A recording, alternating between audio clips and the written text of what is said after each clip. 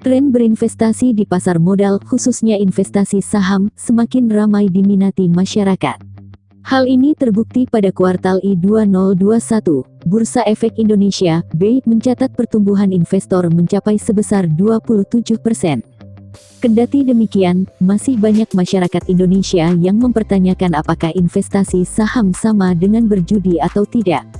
Menjawab pertanyaan tersebut, Direktur Pengembangan BEI Hasan Fauzi menekankan bahwa investasi saham tidak sama dengan berjudi. Dia menjelaskan, saham adalah bukti investor memiliki perusahaan yang sah ketika ikut membeli lembaran saham yang diperdagangkan.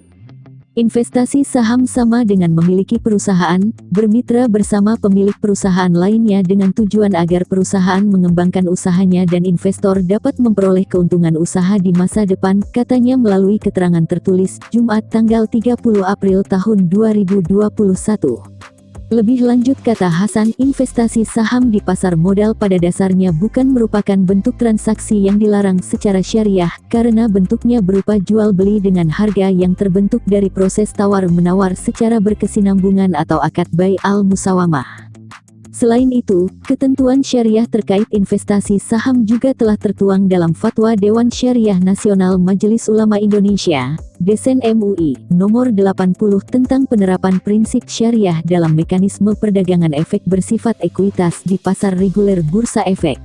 Fatwa dari Desen MUI ini, dan juga perangkat pengaturan pelaksanaannya, memberikan kepastian dan semakin menegaskan bahwa investasi saham di pasar modal bukanlah merupakan suatu bentuk perjudian atau gambling atau maisir, jelasnya.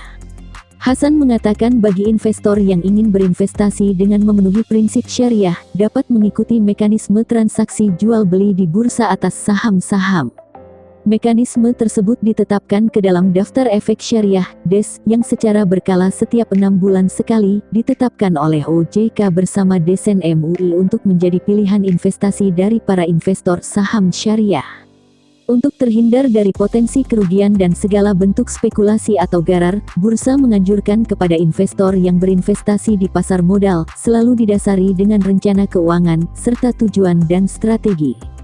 Kemudian pemahaman potensi dan risiko investasi di pasar modal, pengetahuan investasi saham salah satunya dengan belajar analisis fundamental, kata dia Kompas.com. Jadi bagaimana menurut Anda?